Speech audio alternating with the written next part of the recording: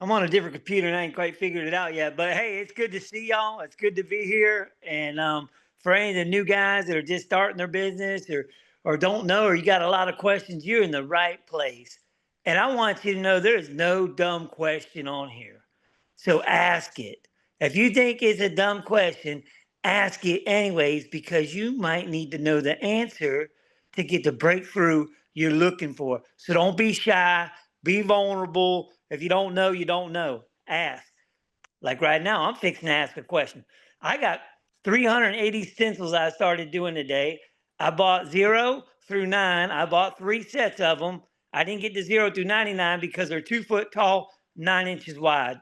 The wind was so bad today, I couldn't actually spray them. So I went and with my crayon, marked out 380 underneath them, measured about halfway where I can start them. My question is, I stopped by Sherwin-Williams, see if they had a 217 or a 219. All they got is 419s.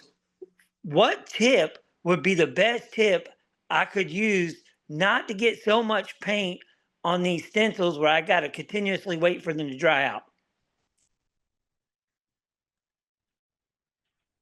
So when you look at the stencil, when you look at the spray tip, there's 3 numbers. The last 2 of them are the Yep. orifice. That's the orifice size.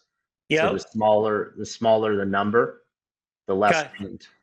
The first number is basically the width of the fan at a certain Right. height. So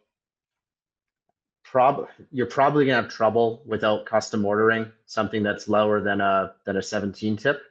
Okay. 17 tip is what I would use. Okay.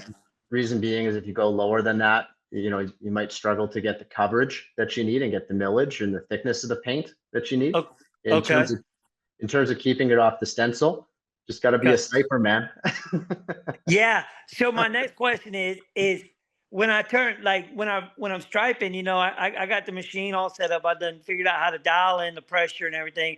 But when I'm shooting stencils, I turn the pressure down a lot so it don't, blow out so hard. Is that improper or is that okay to shoot them like that?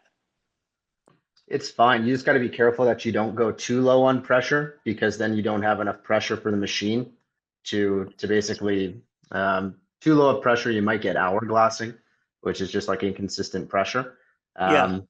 So you don't want to go too low, but what are you using? Are you using a Graco 39, Well, 34, a Titan?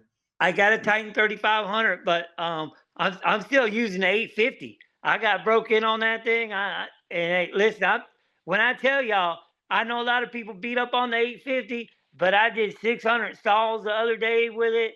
I've done 800 stalls in a weekend with it. I mean, and the guy I work with a lot that subs me out a lot, he's been using an 850 for 15 years. He won't let me use no other machine on the job but an 850 because if anything ever happens out there, he knows we can fix it with the Love 850. it.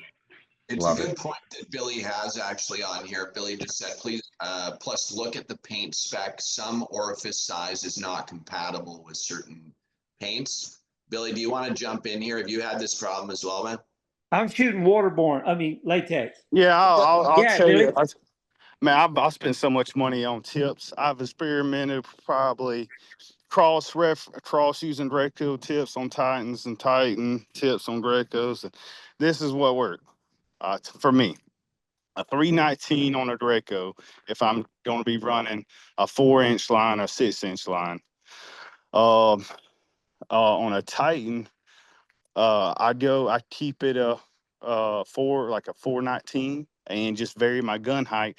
You can pre-mark where you're on your gun, the post, where a Yep. 4-inch line to be, and then where a 6-inch line to be, and just get efficient with that because, like Promar, I probably use a couple hundred gallons of Promar on this job, and it's a solvent-borne Sherwin-Williams paint, but it says on the paint specs it recommends like the oversized. So basically I have to stick with the 319 for the Greco. And I'm also using it on the Titan, but it's a Greco tip.